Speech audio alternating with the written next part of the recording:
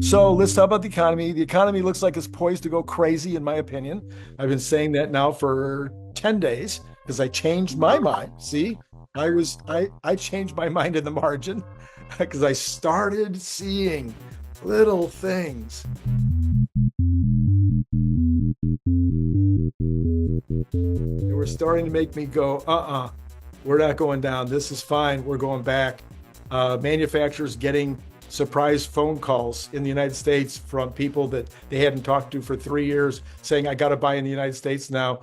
And all of a sudden their machines are going, full out instead of half time.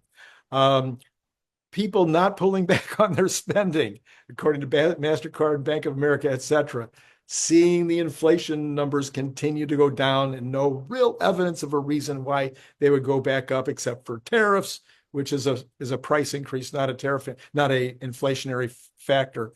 But anyway, I'm starting to get this completely different sense of where the economy was going, and I trusted Trump. I believed that Trump would pull the tariff thing back into something like normal. That combination caused me to go, I think the golden age is closer than we thought. What have you been thinking about in this last 10 days or so? Yeah, I definitely think the worst is behind us. And I think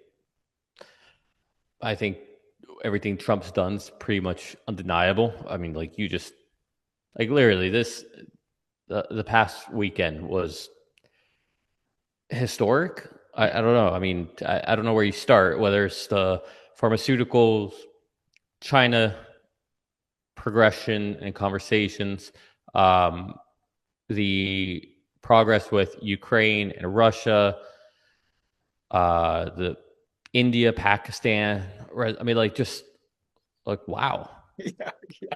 what a weekend, right? What a weekend. Like, and he probably golfed and he traveled across the world all at the same time, like so.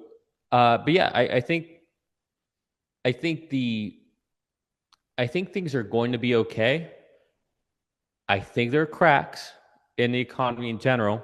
It doesn't mean those cracks have to become a real problem, but they're worth keeping an eye out. I think a lot of it really hinges on the next, just call it 6 months. And we can get through the summer.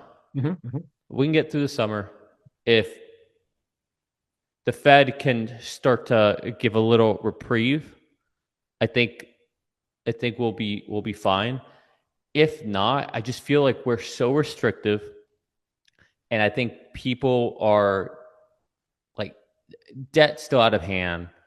You have OEMs struggling. The last thing I want to see is like all of a sudden there being a lot of layoffs Mhm, that mhm, start occurring. mhm, mhm, And I think that is becoming the biggest fear for the Fed mhm. is unemployment. Right.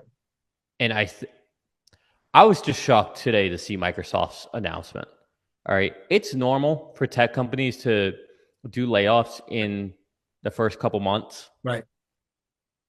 Announcing this in May, No, I see. I see. that's not ordinary. Like that's telling you something. Is it, So but do you think several pundits I saw on the Microsoft deal were saying they believed it was AI because the people that they're laying off are middle management.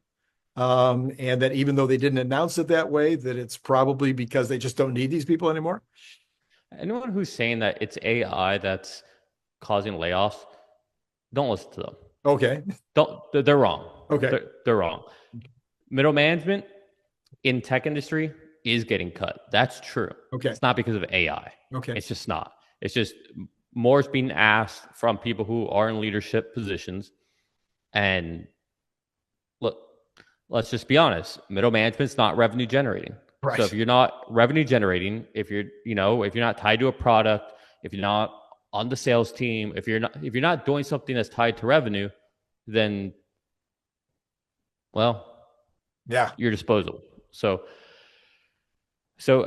it's not AI. It's not. But yeah, I mean, I think there's some signs there. And again, it was very interesting to see Jerome Powell and just in general the Fed talk about this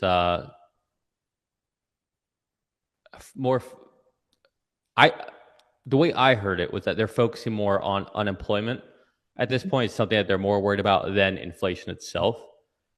So, and I know that they're slow to act, and I don't want to poo-poo on them too hard, Right. because although I think they were awful, like I think they did a horrible job to fight inflation and transitory all that. I would say up to this point, they haven't really been wrong to wait and the way they've been cutting. Like, as much as I want them to cut, they clearly haven't been wrong, because even though we're so restrictive, it's not like inflation has just gone back to 2 or under 2, and we're still so restrictive.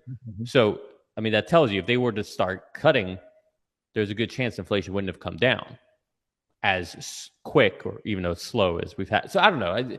These are just my working thoughts. Sure, I don't have anything scripted, so I'm just going off the top of my head. 100%. This is where I'm at. What do you think we bring you on? We only won the unscripted, the off the top of your head part of you. That's what we're looking for. Yeah, I'm just trying to figure out the way I try to think about things. When everyone's going one way, I'm trying to think about, like, what are they missing, and what's the contrarian view, not just to be contrarian, but what are people missing? And like I said, those cracks are there. Yeah. Doesn't mean that they're a big deal. Right.